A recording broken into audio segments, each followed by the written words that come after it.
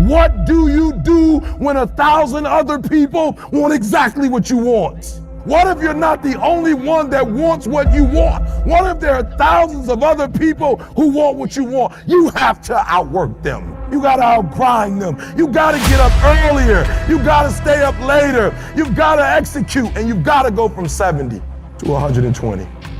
Once something's important to you, it never leaves your mind. If you always dreamt about being a singer-songwriter and you never did it, you will be haunted by that at the age of 70, because it's still right here, stored in the back of your mind. It's something that's meant for you. When things go wrong, they always seem to happen at once, and they just compound on top of each other.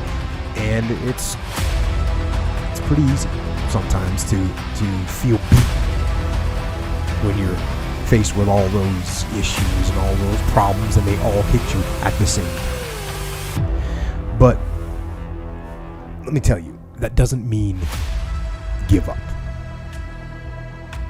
In fact, it means the opposite.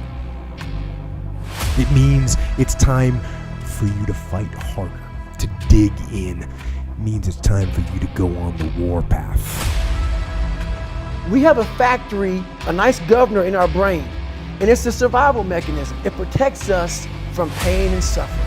We should back off. We should sit down, find something more comfortable. And there's something about the mind. The mind has the tactical advantage over you at all times. At all times of your life, the mind has a tactical advantage over you. Why is that? It knows what you're afraid of. It knows your insecurities. It knows your deep, dark lies. And it starts to push you away from that shit. It pushes you in a direction that is comfortable. The mind controls everything.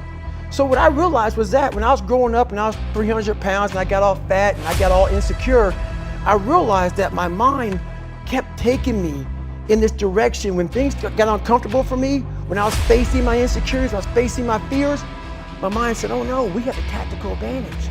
We need to get you, separate you from this feeling. This feeling over your life is all about feelings. We want the happy feeling.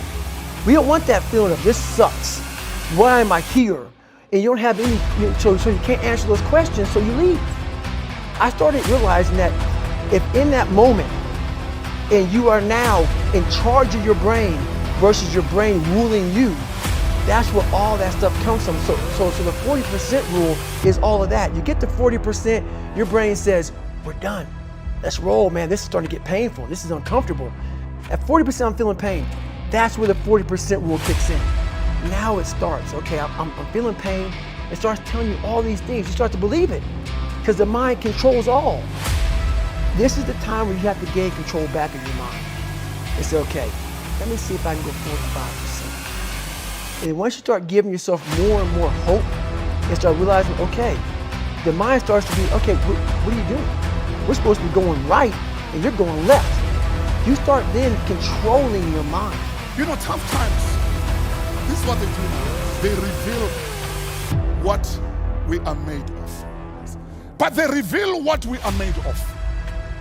You know, I will never know who you are until you go through tough times.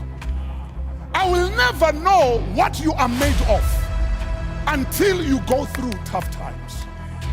You will never know your true friends until you go through tough times. You will never know your true husband until you receive a message from the doctor that says there's no chance for you, of giving birth to children. You will never know his heart. You will never know. You will never know the wife that you have until you lose your job. That is when people are being revealed. Tough times, they reveal the true us. They reveal our true friends. They reveal what we are capable of. You will never know what you are capable of until you go through tough times.